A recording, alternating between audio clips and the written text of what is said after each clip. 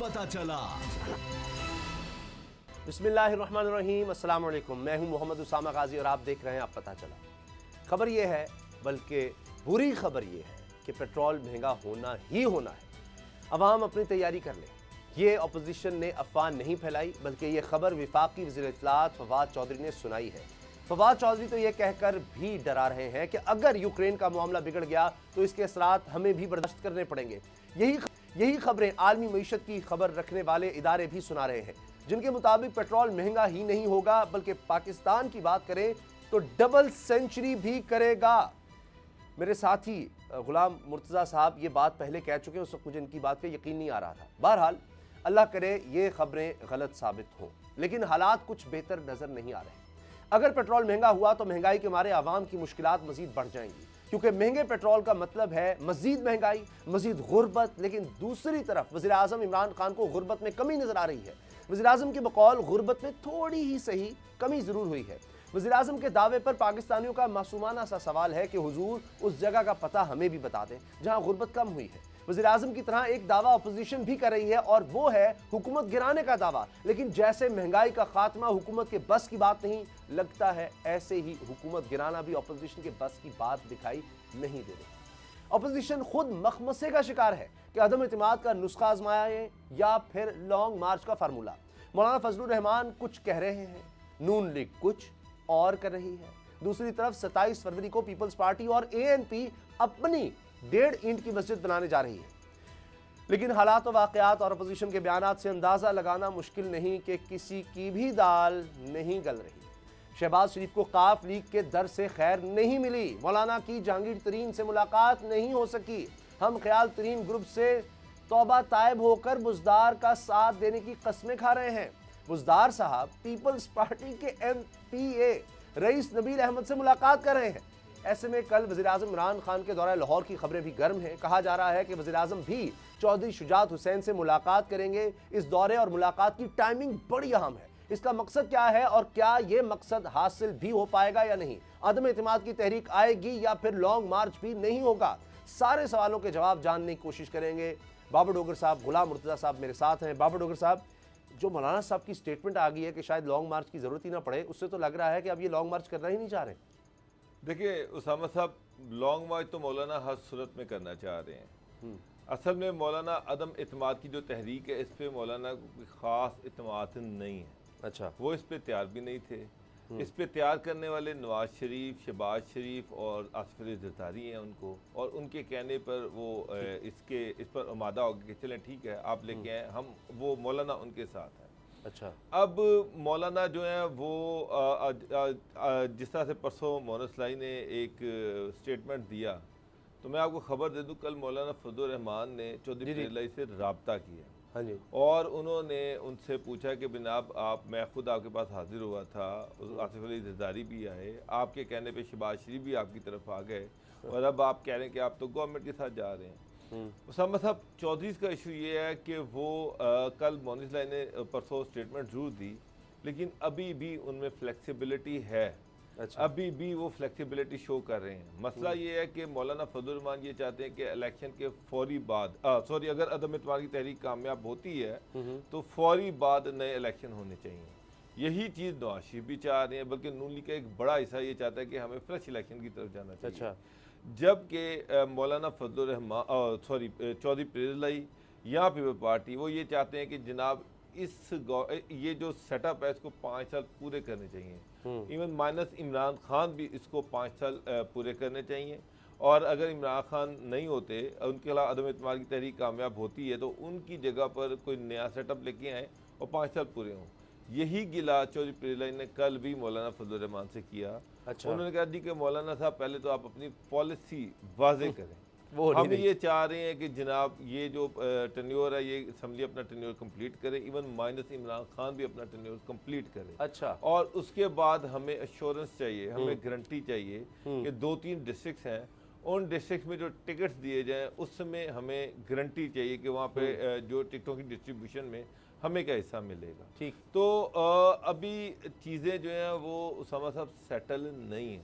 अच्छा, अभी धुंध छाई हुई है। चौधरी जो है ये नहीं है कि वो 5 साल गवर्नमेंट के साथ पूरा करेंगे। आज आप देख लें कि पंजाब असम्बली में मोहम्मद खान भट्टी साहब के जो भाई हैं, जो चेयरमैन PAC हैं, अजमल भट्टी साहब, अच्छा। उन्होंने प्रिंसिपल सेक्रेटरी को बुलवा लिया CM के जनाब, और छोटे से इशू पे कि नहीं जनाब वो हाजिर होने तो हम उनको गिरफ्तार कर लेंगे। अच्छा। मगर वो काफ लीग से हैं, और ये जब इस तरह की स्टेटमेंट्स आए और डायरेक्ट CM को हिट करना, जब उनके प्रिंसिपल सेक्रेटरी को बुलाया जा रहा है तो इसका मतलब है कि डायरेक्ट CM को हिट किया जा रहा है। तो चीज़ें जो है वो कोई इतनी स्मूथ नहीं है यहाँ पर। अच्छा, लेकिन इशू ये है कि अभी इत्तेमाद साजी जो है वो कंप्लीट नहीं हुई। अच्छा, 34 मैंने आपको कहा कि वो ये चाह रहे हैं कि उनको पहले तो उनके इंश्योरेंस दी जाए कि ये एक असम्बली पूरी होगी, अगली अगर इमरान खान जाते हैं तो अगली गवर्नमेंट में उनका क्या रोल होगा, पंजाब में क्या रोल होगा, फेडरल गवर्नमेंट में क्या रोल होगा, और उसके बाद अगर जो से इलेक्शन होंगे उन इलेक्शंस में चौधरियों को क्या गारंटी दी जाती है, क्या गारंटी मिलती है। अच्छा, ये बात बड़ी दिलचस्प है गुलाम साहब जो बाबर साहब कह रहे हैं कि अभी खतरा टला नहीं है, दोनों के लिए ही समझ ले। अपोजिशन अपना जोर लगा रही है, लेकिन इमरान खान साहब की भी पोजीशन इतनी मजबूत नहीं कि काफ लीग कुछ और भी कर सकती है। लेकिन मुनीस इलाही साहब ने तो तमाशा कह दिया था सियासी माहौल में लगा हुआ है, उस पर बड़ा सख्त रिएक्शन आया पीपल्स पार्टी और नून लीग का, बड़े वो गुस्से में नजर आए। और दूसरी तरफ अगर हम देखें तो जिस तरह से अभी काफ लीग के हवाले से कहा जा रहा है कि जी अब इमरान खान साहब शायद मुलाकात भी करें, वो हम आगे बात करेंगे। लेकिन क्या आप समझते हैं कि अब काफ लीग ये चाहेगी कि जनाब ये महंगाई इतनी बढ़ रही है कि नून लीग कह रही है, इस्तेमाल साहब कह रहे हैं जी इनका भी गिरबान लोग पकड़ेंगे काफ लीग का, अभी आगे हमने डिस्कस कर रहे हैं पेट्रोल की कीमत, तो क्या ये महंगाई की वजह से फिर काफ लीग कुछ और भी सोच सकती है? जब मुनीस इलाही साहब ने जो कह दिया ऐसे नहीं, कभी उनका बयान इतना हाईलाइट कभी नहीं हुआ, और ऐसे मौके पर उन्होंने बड़ा वाज़ेह कहा कि ये तो तमाशा है सारा, ये जो मुलाकातें हैं। जो मुनीस इलाही साहब का बयान था उसके ऊपर तो जाहिर है कि बातें भी हुई हैं और उसके ऊपर मुख्तलिफ सियासी जमातों ने अपने रद्द-ए-अमल का भी इजहार किया है।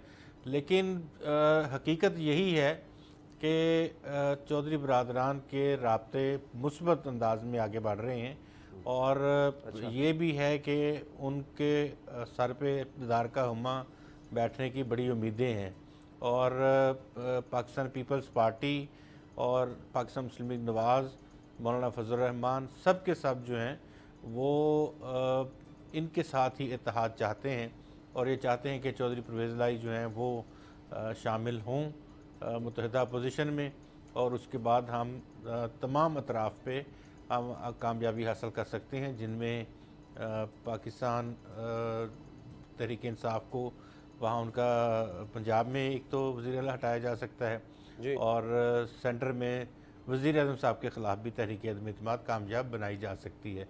बाकी सारे जो हैं वो हिफ्ज़ मातकदम के तौर पे जो PTI के साथ राब्ते हैं और PTI के लोगों के साथ भी बातें हो रही हैं। आने वाले दिनों में आप ये भी देखेंगे कि जहांगीर तरीन साहब के साथ भी ओपन मीटिंग्स होने जा रही हैं। अच्छा। विदिन 2-3 डेज़ ओपन मीटिंग्स होंगी।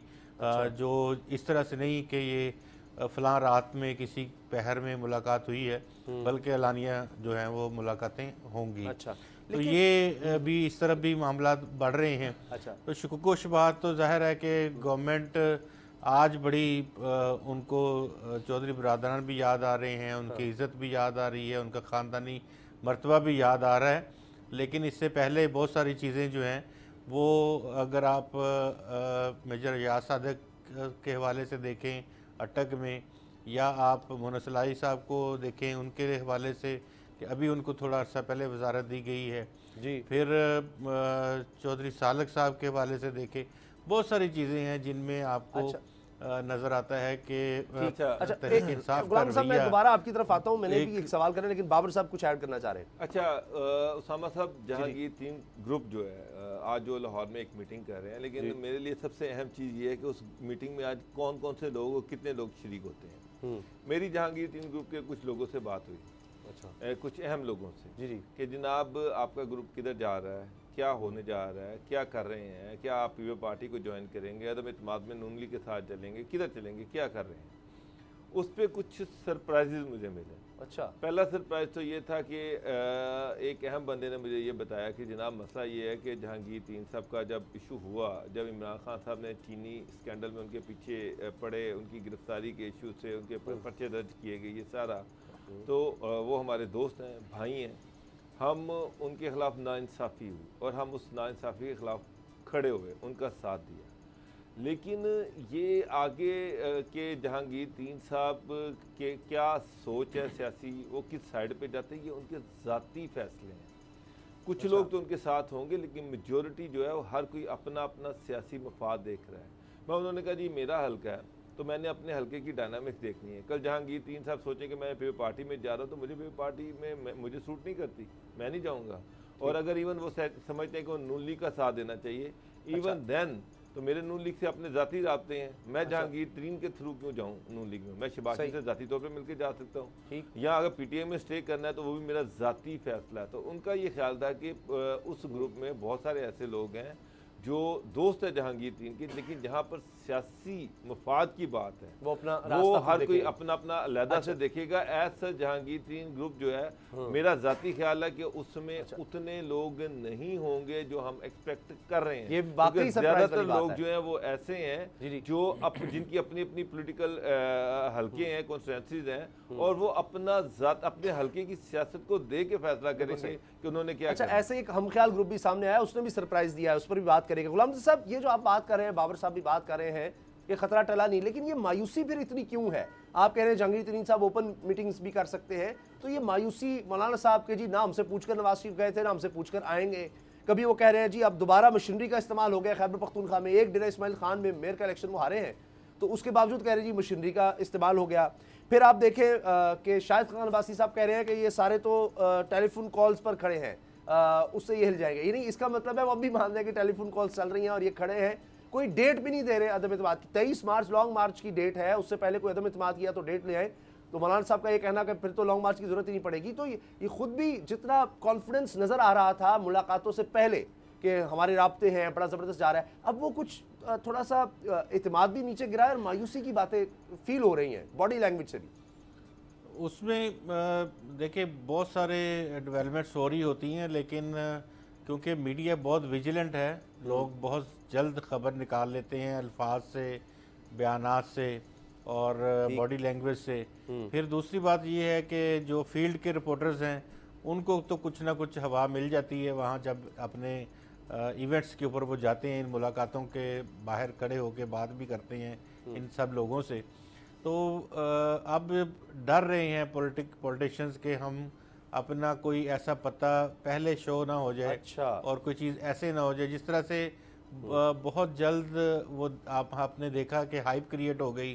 तो वो ये होता है कि हाइप में चीज़ें बाहर निकलना शुरू हो जाती हैं, तो वो सीक्रेसी उसको बना रहे हैं कि लाजमी ऐसा सीक्रेट रहे कि जब तक बंदे पूरे ना हो जाएं पूरी तरह से, उस वक्त तक तहरीक अदम एतमाद जमा ना करवाई जाए। और ये जो बातें हो रही हैं वो तो आप देखें कि कामल अली आगा साहब का जो बयान था जी, उसके बाद से उसके जवाब में बहुत सारी बातें हुई हैं। और अब ये यानी कि इमरान खान साहब को भी सोच समझ लेना चाहिए कि उन्होंने जो बात की है कि रियासत के साथ हैं, यानी कि हुकूमत के साथ नहीं हैं, इमरान खान साहब के साथ नहीं हैं, वो रियासत के साथ हैं। उन्होंने कहा कि रियासत जब कहेगी तो अलहदा हो जाएंगे।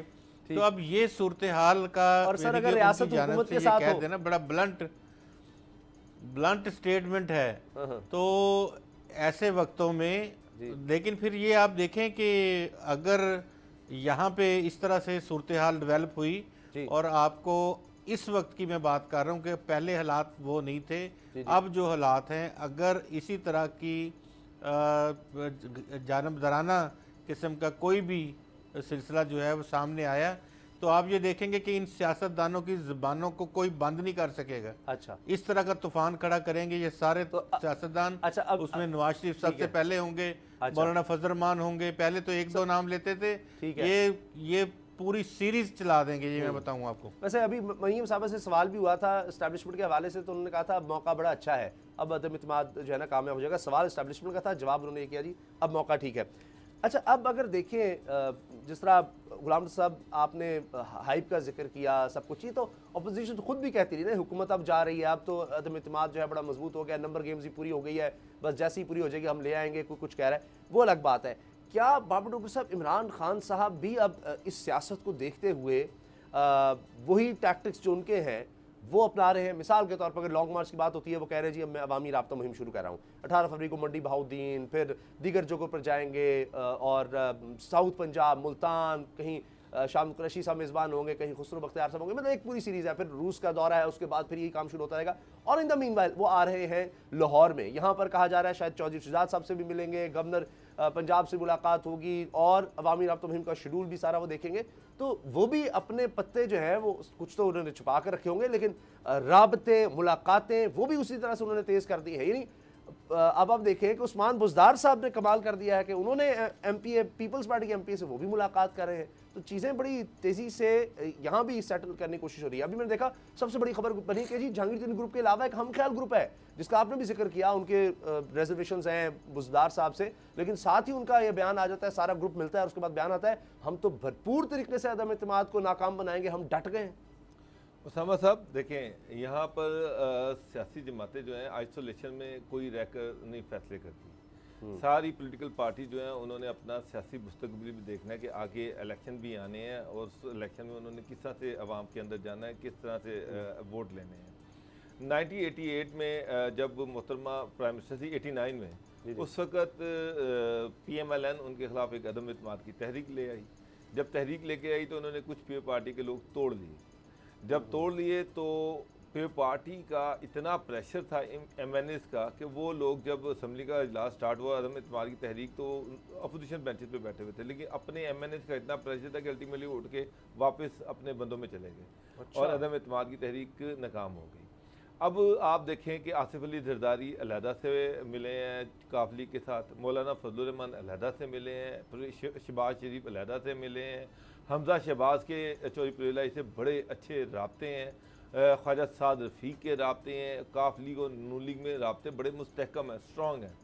तो एक अच्छा वर्किंग रिलेशनशिप पंजाब असम्बली में काफ लीग और नून लीग का है।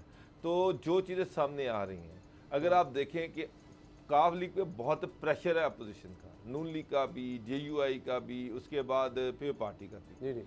अब ऐसे में अगर कि जब तीनों बड़े जो हैं, तीनों बड़ी पॉलिटिकल पार्टीज़ के हेड जो हैं उनके घर से हो आए हैं और बातचीत चल रही है, तो मोनिस लाही की स्टेटमेंट काफ़ी नहीं है। क्योंकि मेरी इतला तो ये भी है कि चौधरी प्रेलाई ने मौलाना फजलुर रहमान को जब फ़ोन किया, उन्होंने कहा जी बच्चा है, वो उसने कह दिया, उसकी अपनी स्टेटमेंट है, उसके अपने जज्बात है, लेकिन हम सोच समझ के फैसला करेंगे।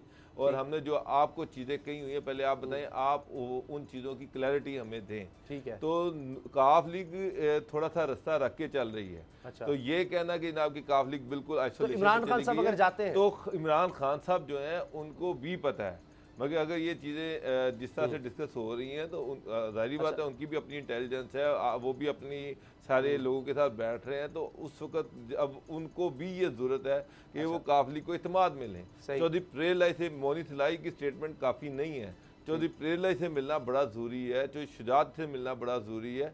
ये तो बड़ा आसान होता है। अच्छा। कल चौधरी प्रेलाई साहब ये कहते कि जनाब मसला ये है कि सिनेरियो थोड़ा सा चेंज हो गया है और हमें जो है हमें आप वज़ात अल्लाह दे दें पंजाब की, अगर आप चाहते हैं कि हम आगे इकट्ठे चलें तो इससे याद है गुलाम रज़ा साहब ने कल ये बात की है कि ये मशवरा दिया जा चुका है इमरान खान साहब को कि जी आखिरी फिर ऑप्शन आपके पास ये है कि सब कुछ खत्म हो जाएगा अगर आप वज़ीर आला अनाउंस कर दें परवेज़ लाही साहब को। तो गुलाम रज़ा साहब ये बताएं कि एक बिल्कुल और तरह से मैं ये सवाल कर रहा हूँ, यानी इस सिनारियो को देखते हुए सवाल कि ये ऐसे नहीं होता हमारे यहाँ प्राइम मिनिस्टर यरगमाल सा बन जाता है छोटी पार्टीज़ के आगे, वो कितनी ताकतवर हो जाती है, यानी वो 70-80% वोट उसके पास है या 90% उसके पास है, लेकिन हुकूमत बनाने के लिए 2-2, 4-4 MNAs वो इतने इन्फ्लुएंस हो जाते हैं कि वो सारी पार्टी अपनी तो एक तरफ रह गई, उनकी नाराजगियां, उनके कि जी हमें बनाया जाए, काबीना में हमें दिया, जिस तरह बलूचिस्तान आवामी पार्टी। अब देखिए ना काफ लीग कितनी अहम हो गई है, तो इसलिए लोग कहते हैं जी सदारती निज़ाम बेहतर है, सारी तवज्जो तो प्राइम मिनिस्टर की 5 साल इसी में रहती है, हुकूमत कैसे बचानी है, वो नाराज़ हो गया, उसको काबीना में शामिल कर लो, वो नाराज़ हो गया, और जी बजट हर साल बजट में ये मसला हो रहा है। तो कहते हैं सदारती निज़ाम में ये ब्लैकमेलिंग तो नहीं होगी? देखिए इसके दो जवाब हैं, एक तो है रवायती जवाब और एक है गैर रवायती। अगर आप रवायती जवाब की बात करते हैं तो फिर तो ये है कि अवाम ने जितना मैंडेट दिया, जिसको दिया उसके मुताबिक असम्बली में लोग आ गए। अब वो वहाँ जाके वो ब्लैकमेल करते हैं या वो हुकूमत का हिस्सा बनते हैं या हुकूमत से पैसे लेते हैं या जो भी करते हैं वो उनका अपना मैटर है। एक गैर रवायती चीज़ है कि जब भी पाकिस्तान में पहली दफ़ा किसी का एक्सपीरियंस किया गया, उनको इस तरह की ही हंग पार्लियामेंट दी गई और हंग पार्लियामेंट का मतलब यही होता है कि इसको इस तरह का इख्तियार ना दिया जाए कि ये एब्सोल्यूट मेजॉरिटी सामने रखते हुए कहीं ये तमाम के तमाम जो अदारे हैं उनका भी और मुल्क का भी बेड़ा गर्क ना कर दे। तो जिस तरह की सूरत हाल इस वक्त हुई है, बहुत सारे जो इस्टेब्लिशमेंट में लोग हैं, जो इस्टेब्लिशमेंट के करता धरता हैं, वो ये बात अल्लाह तौबा करके ये बात कर रहे हैं कि शुक्र अल्हम्दुलिल्लाह के इस एक्सपीरियंस को हमने कुछ 2/3 मेजॉरिटी की जानिब नहीं धकेल तो दिया। फिर सदारती निज़ाम कहीं की पे बात उसके क्यों होती बाद है? ये था कि सदारती निज़ाम, देखिए ये निज़ाम की बात करवाई गई है। आप ये देखिए ख़ास कालम निगार हैं, नहीं सर, खास अब तो कुछ सर फैसल जावेद साहब, यूट्यूबर्स इसके हैं। अलावा आप देखें एमएनए वो- हैं, तहरीक इंसाफ के कई लोग हैं जो इसके मैं हक में अर्ज बात कर रहा करें। हूं आपको, हम्म, पीटीआई का मीडिया सेल जो है उसकी जानिब से फ्लोट किया गया था आइडिया, और ये इस तरह की बातों में उलझाएं और ये गरीब लोग जो महंगाई, बेरोज़गारी और ये बीमारियां और मुश्किलात, उनकी फिर वो बात ना करें कि हम बस ये ला रहे हैं आपके दुखों का मदावा है। भाई दुखों का मदावा आप इससे पहले 4 दफ़ा सदारती निज़ाम रह चुका है पाकिस्तान में। उस सदारती निज़ाम में और इसमें क्या फ़र्क होगा? चले, एब्सोल्यूट सर, मेरे पास टाइम खत्म हो गया, सर, ब्रेक का वक्त है। Sir break. पाकिस्तान में मुर्दा साहब, मैंने ये देखा है कि जो भी आता है वो चाहता है कि उसको कोई पूछे ना, कोई अदारा उसको ना पूछे, ना अदालतें पूछे, ना एस्टेब्लिशमेंट पूछे, और उसको मुकम्मल आज़ादी हो। सर, नवाज ब्रेक है, शरीफ सर, भी 99 में आप देखिए अमीरुल मोमिनीन बने चले हुए अच्छा, थे। लेकिन सर वो नहीं बात, ये तो 4-4 5-5 जिनके एमएनएज हैं वो बिल्कुल बाजू में उड़ देते हैं। वज़ीर आज़म का भी वो इधर उधर भाग रहा होता है। ब्रेक लेते हैं और ब्रेक के बाद बात करेंगे ओवरसीज़ पाकिस्तानीज़ के लिए एक और अच्छी खबर है, उनके लिए कुछ ख़ास करने की कोशिश हो रही है पाकिस्तान में। ब्रेक के बाद बात करते हैं। अब पता चला।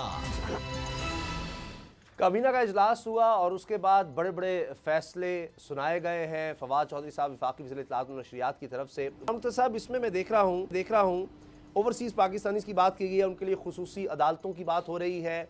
स्टे ऑर्डर पर बड़े नाराज़ हैं जनाब काबीना के अरकान, हुकूमत कह लें कि जी उसमें 3000 अरब रुपया तो FBI का ही सिर्फ फंसा हुआ है, और रेगुलेटरी अथॉरिटीज़ के 250 अरब हैं जो स्टे ऑर्डर पर है। वो कह रहे हैं जी कोई मुद्दत होनी चाहिए, स्टे ऑर्डर चलता रहता है और इसके लिए शायद लग रहा है जी हुकूमत और आला अदलिया के माबैन अहम मुल्क की अमूर पर मुशावरत की ज़रूरत है, इसकी बॉडी बनाने की बात हो रही है। फिर सोशल मीडिया पर जनाब बहुत कुछ बुरा हो रहा है, इसके लिए कुछ ना कुछ करना होगा। और भी फैसले पहले इन पर जल्दी से बात कर लें, क्योंकि फिर अफ़गानिस्तान को दाल दी जा रही है, यहाँ पर दाल रोटी गरीब की मुश्किल हुई है, उस पर और भी बहुत सी चीज़ें हैं। जल्दी से गुलाम साहब। देखिए, जो खसूसी अदालतें हैं, मसलन हमारे कितने पाकिस्तानीज़ हैं या उनके कितने मसाइल हैं, अगर आप कोई एक छोटा मोटा सेल ही बना दें कि जो उनके केसेस को बराह रास्त फारवर्ड कर दें मुतल्लिका अदालतों को विद ओवरसीज़ लेटर, तो आपके पास तो डाटा नहीं है ओवरसीज़ पाकिस्तानीज़ का पूरा कि कौन से आप लोगों ने, हमारी हुकूमतों ने खुद भिजवाए हुए हैं। लोग अपनी मेहनत से इधर उधर से पैसे पकड़ के अपने चाचे मामे ताए किसी को इस्तेमाल करके, खाला खालू, वो इस वजह से लोग गए हुए हैं बाहर। तो बराह रास्त तो हमने कोई हुकूमतों की डिमांड के ऊपर तो लेबर सप्लाई नहीं की हुई दीगर मुल्कों की तरह, तो हमारे पास इसके अदाद शुमार बहुत कम हैं हमारे। फिर ये अदालतों का कि हर चीज़ में वो अदालतें बना दें जी, इसके लिए कौन कौन सी लेबर कोर्ट्स बनाई हुई हैं, लेबर का हाल देख लें आपने। दीगर को मीडिया के हवाले से ट्राइब्यूनल्स बनाए हुए हैं, मीडिया के मुकदमात का हाल देख लें आपने। फैमिली कोर्ट्स हैं, कंज्यूमर कोर्ट्स हैं, तो जी कंज्यूमर कोर्ट्स हैं, लेकिन चीनी अगर 50 रुपये से 55 से 150 हो जाती है, कोई कंज्यूमर को पूछने वाला नहीं है आपके सामने। मसद मैं कहने का मकसद ये है कि इस तरह से करने से कोई मसाइल हल नहीं होते।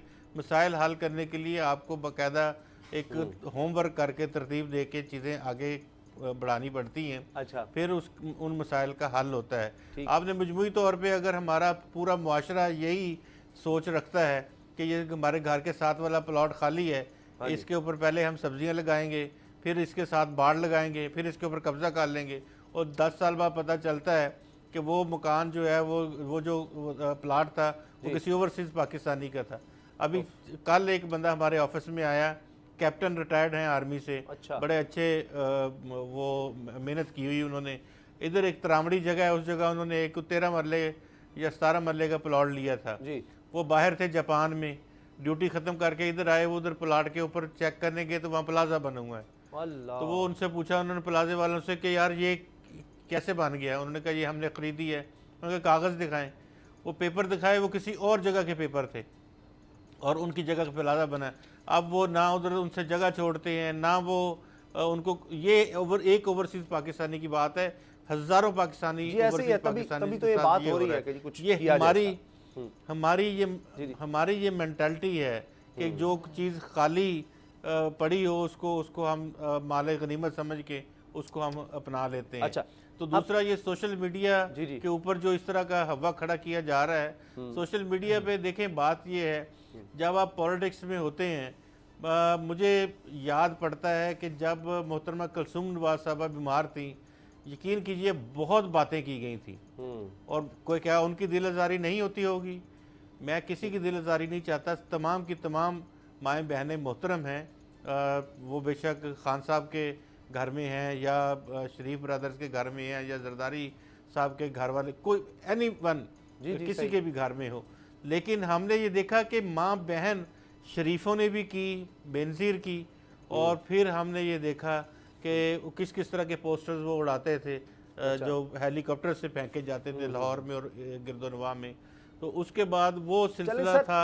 अगर अक्रॉस द बोर्ड गुलाम साहब आपकी बात यह है, अगर सबके साथ हो तो इसको तो रोकना चाहिए। अब बाबर साहब यही बात की है। अच्छा, फेक न्यूज़ की भी बात की है फवाद चौधरी साहब ने। उन्होंने कहा कि जी ख़वातीन के ख़िलाफ़ कैंपेन को सपोर्ट नहीं करना चाहिए। वो कहते चाहे मरीम नवाज़ के ख़िलाफ़ ही क्यों ना हो, नहीं करना चाहिए।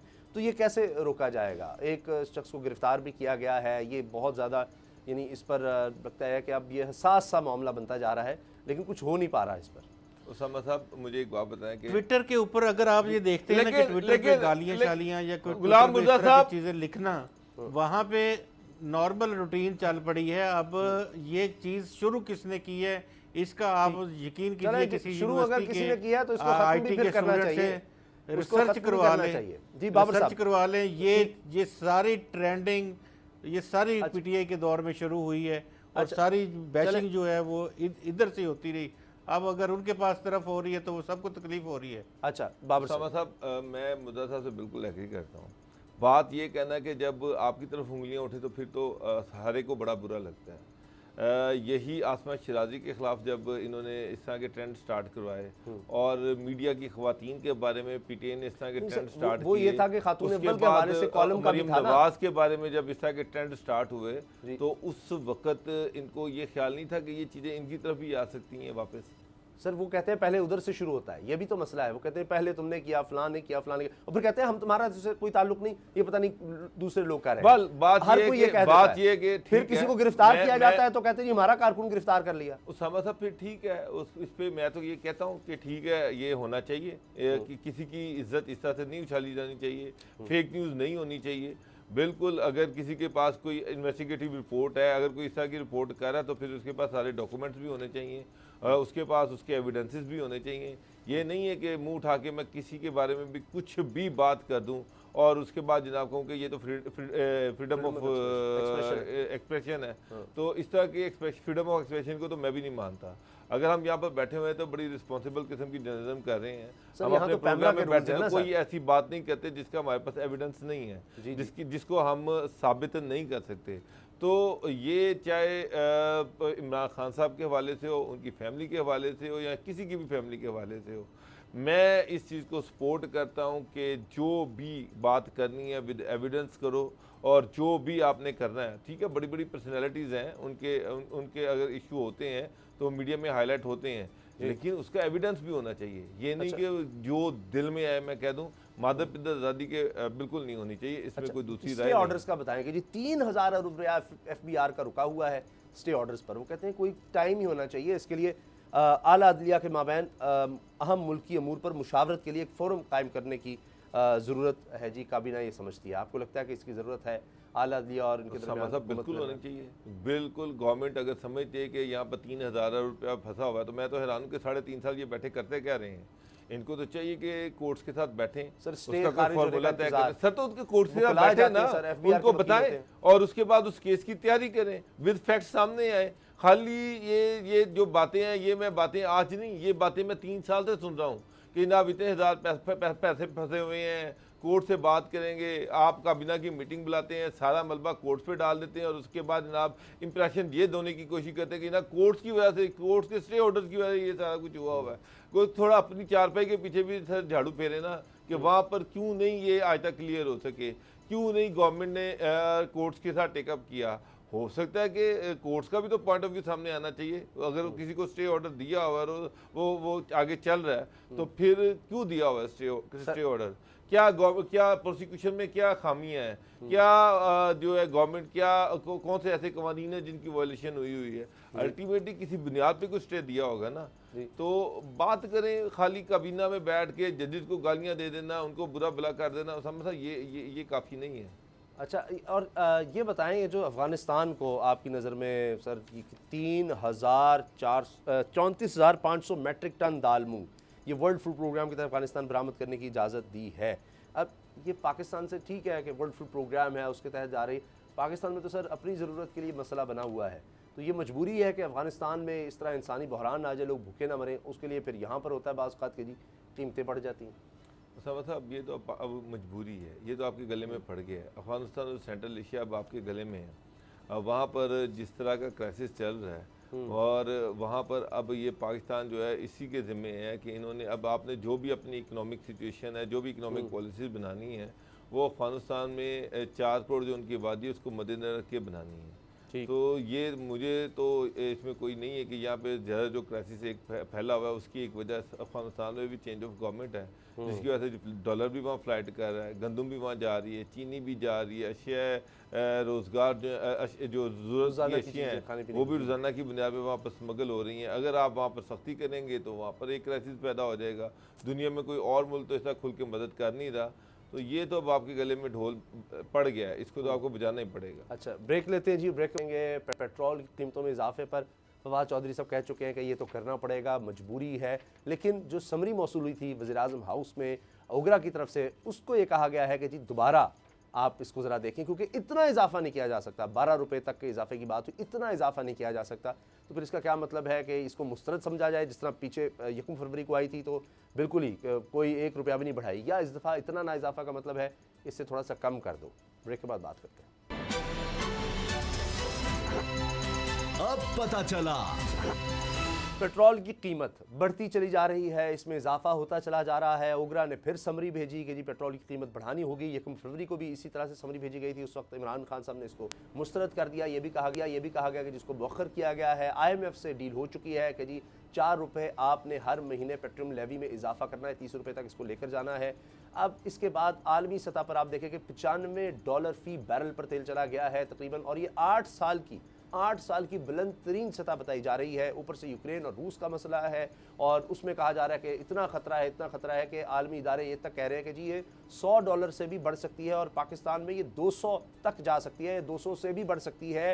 ये मैं नहीं कह रहा, अल्लाह करे कि ऐसा कभी ना हो, लेकिन ये प्रोजेक्शंस हैं, पेशगोइयाँ हैं। और गुलाम मुर्तज़ा साहब ने काफ़ी अरसा पहले, मतलब महीनों पहले की बात है, बात कही थी, और मैंने उस वक्त इतराज़ किया था कि ना डराएं गुलाम मुर्तज़ा साहब, खुदा का वास्ता आप कैसी बातें करें, गरीब लोग किधर जाएंगे। मगर बहरहाल अभी खबर ये ज़रूर आई है कि इमरान खान साहब ने, वज़ीर-ए-आज़म ने, जिन्होंने हतमी फैसला करना होता है, उन्होंने दोबारा ये समरी वापस भेज दी है, और कहा यह जा रहा है कि जी वज़ारत ख़जाना या ओगरा ये सब मिलकर बैठेंगे और इतना इजाफा नहीं हो सकता। 12 रुपये तक की बात की जा रही है, वो कह रहे हैं कि जी ये इजाफा नहीं हो सकता, लोग बड़ी मुश्किल में हैं। अब इसमें मसला ये आ जाता है जी, अगर इजाफा नहीं कर सकते तो फिर जो बाहर से पेट्रोल आ रहा है कितना आप टैक्स कम कर देंगे। IMF कह रहा है कि आपने पेट्रोल लेवी भी बढ़ानी है, टैक्स आप पहले ही बहुत नीचे ले जा चुके हैं, कितना क्या ज़ीरो कर देंगे, और उसके बाद खुदा न खास्ता आप क्या करेंगे कि क्या पैसे खुद से देने लग जाएंगे। $1 अरब सिर्फ पिछले चंद दिन में $1 अरब हमारा बिल बढ़ गया है, सिर्फ ये पेट्रोल महंगा होने की वजह से। तो बाबर डोगर साहब, आपकी नज़र में ये इमरान खान साहब ये एक ज़ाहिर है कि पॉपुलर डिसीजन कर रहे हैं, और ये इसको सस्टेन कर पाएंगे या नहीं? क्योंकि ये भी हमने देखा कि इतना इजाफा करने की समझ दे दी, पहले ही होता था 10 का है, अच्छा जी 5 कर दिया ताकि लोगों पर एक इम्पैक्ट कम आए। और फवाद चौधरी साहब तो पहले बड़े वाज़ेह तौर पर काबीना इजलास के बाद की थी, ये तो होगा, ये तो हम बता रहे हैं, इजाफा करना पड़ेगा। अभी हाल ही में वज़ीर ख़जाना भी ये कह चुके हैं पेट्रोल की कीमत तो नहीं रुक सकती, इसमें इजाफा होगा। उसामा साहब, यूक्रेन के इशू पर एक क्राइसिस बना हुआ है, और उसकी वजह से रशिया से जो ऑयल और गैस की सप्लाईज़ हैं वो आलमोस्ट तकरीबन बंद हैं। अब पेट्रोल की इंटरनेशनल मार्केट जो है, मार्केट में जो प्राइस है वो तकरीबन $100 फी बैरल तक पहुंच गई है। आज से 5-6 महीने पहले यही कोई 82-83 डॉलर फी बैरल थी, अब 17-18 डॉलर बढ़ी है। तो ऑफ कोर्स सारी दुनिया में ये जो तेल की कीमतें हैं ये बढ़ी हैं, यूरोप में भी बढ़ी हैं, अमेरिका में भी बढ़ी हैं, एशिया में भी बढ़ी हैं, तो पाकिस्तान में भी इनको अल्टीमेटली बढ़ाना पड़ेगा। वहाँ जरा इस्तिताअत उनकी ज्यादा है, असल इशू ये है, गवर्नमेंट उनको सहूलत दे सकती है। असल इशू ये है कि अमेरिका या यूरोप में वहाँ में एक आदमी का जो लिविंग स्टैंडर्ड है वो हमसे बहुत डिफरेंट है, उसकी पर कैपिटा इनकम हमसे बहुत डिफरेंट है, वहाँ पर फैसिलिटीज़ हमसे बहुत ज़्यादा डिफरेंट हैं। वहाँ सतह गुर्बत की लकीर से नीचे रहने वालों की जो लोग हैं वो हमसे बहुत कम सर सादा सी बात है, जितना हमारा आम आदमी यहाँ महीने में कमाता है वहाँ सर चंद दिन में कमाता है। और फिर वहाँ पर गवर्नमेंट्स अकोमोडेट भी करती हैं, वहाँ पर सब्सिडीज़ भी अनाउंस की जाती हैं। अनफॉर्चुनेटली यहाँ पर अब पहले ही महंगाई इतनी है, महंगाई का तूफान है, गवर्नमेंट के कंट्रोल में है कुछ नहीं है, लोग बेचारे सतह गुर्बत की लाइन से आधी आबादी से ज़्यादा लोग तो नीचे रह रहे हैं। थोड़ी सी कमी हुई है सर, प्राइम मिनिस्टर ने कहा है कि थोड़ी सी कमी हुई है, बाकी 5 साल बाद देखेंगे कि सतह गुर्बत से की लाइन से नीचे कितने लोग रह रहे हैं। मैं बेट ला के कहता हूँ, मैं दावे से कहता हूँ कि हुकूमत के पास भी डाटा नहीं है। अच्छा, डाटा 22 करोड़ की आबादी है, 22-23 करोड़ की आबादी है, अगर उसका 30-40% भी रह रहा है तो यहाँ पर 12-13 करोड़ लोग ऐसे हैं जो सतह गुर्बत की लाइन से नीचे रह रहे हैं, जिनके पास 2 वक्त की रोटी खाना मुश्किल है। ये आबादी तालीम और 10-12 करोड़ की जो तादाद है, ये यूके की आबादी है, इंग्लैंड की टोटल आबादी है इतनी, आधे यूरोप की आबादी जो है वो इतनी है उसामा साहब। तो ये हालात यहाँ पर है कि लोगों के पास 2 वक्त की रोटी नहीं है। आप जब पेट्रोल की कीमत 7-8 रुपये 11 रुपये उन्होंने सजेस्ट किया है, अगर प्राइम मिनिस्टर जो है वो 5-6 रुपये भी बढ़ा देते हैं तो इसका मतलब है कि 150 से क्रॉस कर गया पेट्रोल, और इससे जो महंगाई में इजाफा आएगा और उसमें लोगों की तनख्वाह तो नहीं बढ़नी। यहाँ पर तो गवर्नमेंट खुद प्राइवेट सेक्टर को अपीलें कर रही है। मैं हैरान हूँ कि गवर्नमेंट अपीलें कर रही है, डंडा ले उनके ऊपर चढ़ाई करे कि लोगों की सैलरियाँ बढ़ाई जाएँ। लोग बेचारे वो 5-5-6 साल से उनकी सैलरी नहीं बढ़ी।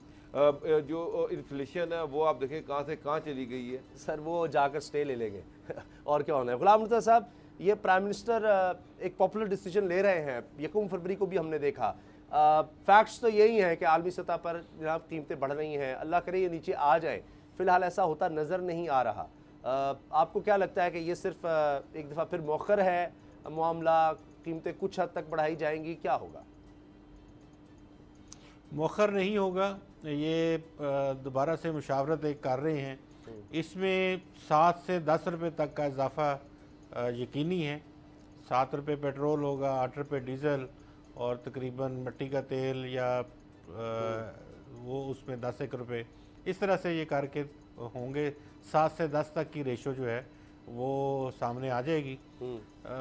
4 रुपये तो आपने लेवी हर हाल में बढ़ानी है पर लीटर। सर वो अलग से होगी, उसके साथ आप सर वो फिर अलग से भी है। वो 8 रुपये इधर बढ़ा के 4 रुपये, वो तो फिर 12 रुपये हो जाएगा। नहीं, वो अलग नहीं है, वो इसमें शामिल ही होगी। तो 7 रुपये से 10 रुपये तक का ये है कि होगा।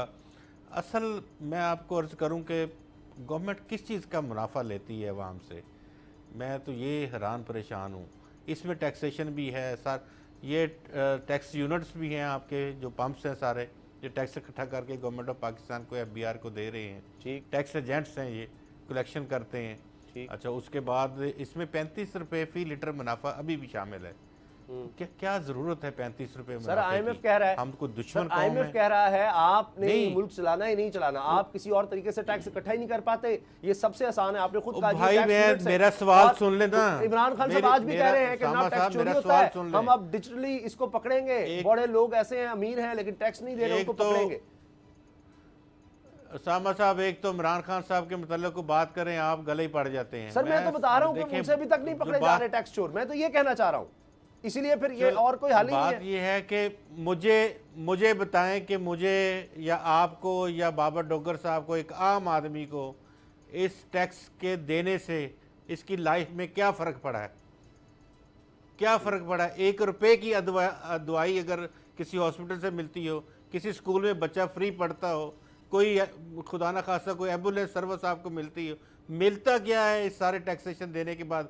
25-30 हज़ार रुपये अगर आपका महाना टैक्स कट रहा हो और आपको एक पाई पैसा जो है वो रिटर्न ना हो रहा हो किसी भी लिहाज से, और ऊपर से आपके साथ जुल्म ज़्यादती। एक और बात, चले छोड़ दें इन सारी चीज़ों को, मुझे ये बताएं कि ये 62 रोम एक क्वालिटी है जी। पेट्रोल की क्वालिटी का नाम रोम है। 62 रोम का पेट्रोल पाकिस्तान में बिक रहा है और इसका 90 रोम इसकी ओरिजिनल क्वालिटी होनी चाहिए। ये 30% बिलो द एवरेज पूरी दुनिया से तेल ख़राब पाकिस्तान में क्यों बिक रहा है? कहाँ सोए हुए हैं ओगरा और वज़ीर आज़म और वज़ीर पेट्रोलियम और वज़ीर ख़जाना? रोज़ समरी आती है बढ़ा दो बढ़ा दो बढ़ा, और इनको भी कोई डंडा दो तमाम लोगों को कि 90 रोम का पेट्रोल जो आपको देना है वो आप 60 रोम क्यों दे रहे हो? आप क्यों 30% बिलो दी एवरेज आप पेट्रोल दे रहे हो? सल्फर वाला पेट्रोल दे रहे हो जो कि लोगों का नुकसान भी देता है नुकसान, उनकी जिंदगी गाड़ियों का भी को। नुकसान। जो इंजन 4 साल चलना होता है वो 2 साल चलता है। तो भाई इसका भी तो बंदोबस्त करेगा। आप बस पैसे पकड़ो, ये मशीनें हैं, मनी मेकिंग मशीन, अवाम मनी मेकिंग मशीन है। एक और चीज अच्छा सर, कल मार्केट में सिर्फ दालों की कीमत जो है, अगर किसी दाल की कीमत जो है वो मंडी में 154 रुपये है तो मार्केट में वो 250 रुपये बिक रही है। दुकानदार 1 किलो दाल के पीछे 100 रुपया प्रॉफिट कमा रहे हैं। कोई हुकूमत नहीं है, कोई गवर्नेंस नहीं है, कोई एडमिनिस्ट्रेशन नहीं है, कोई इस चीज़ को देखने वाला नहीं है। ये एक सवाल जरूर है, क्या ब्यूरोक्रेसी नहीं साथ वो जानबूझ के इनको फेल करना चाहती है मिलकर? क्योंकि चले मान लिया अगर इंटरनेशनली कीमतें बढ़ती हुई पेट्रोल की, तो दुनिया में ये नहीं होता कि चले 8 रुपये वहाँ पर इजाफा हुआ है फी लीटर, अगर फर्ज कर लेते हैं, तो ये तो नहीं है कि वो जी सामान आता है वो कितना उस पर खर्च हो जाता है, टनों के हिसाब से अगर आ रहा है तो पैसों के हिसाब से किलो में फर्क पड़ना चाहिए। लेकिन वहाँ तो 100 रुपए की चीज 120-25 अगर पेट्रोल 8 रुपए महंगा होता है, किराए बढ़ जाते हैं। मसूर की दाल की कीमत डीसी रेट के मुताबिक 155 रुपए फी किलो है। मार्केट में वो 250 रुपए किलो बिक रही है और मंडी में उसकी कीमत जो है वो 150 रुपए किलो है। मुझे एक बात बताएं कि क्या डिस्ट्रिक्ट एडमिनिस्ट्रेशन कहाँ पे है, गवर्नेंस कहाँ पे है, हुकूमत कहाँ पे है? अगर ये चलें ठीक है, इंटरनेशनल फिनोमिना एक तरफ, कोरोना का जो इफेक्ट है वो एक तरफ, यहाँ पर ये महंगाई को ये जानबूझ के रोकने की कोशिश नहीं की जा रही। मैं तो इस चीज़ पे हैरान हूँ। अच्छा कि ओपनली जिस चीज़ पे दिल कर रहा है वो उस चीज़ पे उस रेट पे चीज़ को बेच रहा है, कोई उसको पूछने वाला नहीं है, कोई कंट्रोल नहीं है। साहब अभी रुक जाएं, जी अभी 2-3 हफ्ते रुक जाएं। अभी आप देखें जितने इतनी माशाल्लाह दाढ़ियों वाले और शलवार जो है उनकी ऊपर टखनों से, और अभी आप ये देखें कि खजूर स्टॉक कर रहे हैं, दूध स्टॉक कर रहे हैं, दही खारिज कर दी, लोगों की पहुंच से निकाल दी, आटा स्टॉक हो रहा है। ये मिन हैसल कौम करप्शन है, मिन हैसल कौम जो कि हर वो शख्स कर रहा है। बहुत शुक्रिया, अल्लाह में हिदायत दे। वाकई आपने बात सही कही है कि अब रमज़ान मुबारक आने वाला है, तो ये जनाब ज़ख़ीरा अंदोज़ों के लिए अब ये सीज़न शुरू हो रहा है। दुख की बात है, यानी अजाब कमा रहे हैं अपने लिए। हुकूमत को शायद अभी से इस पर नज़र रखनी होगी। प्रोग्राम देखने का शुक्रिया, इजाज़त दीजिए, अल्लाह हाफ़िज़।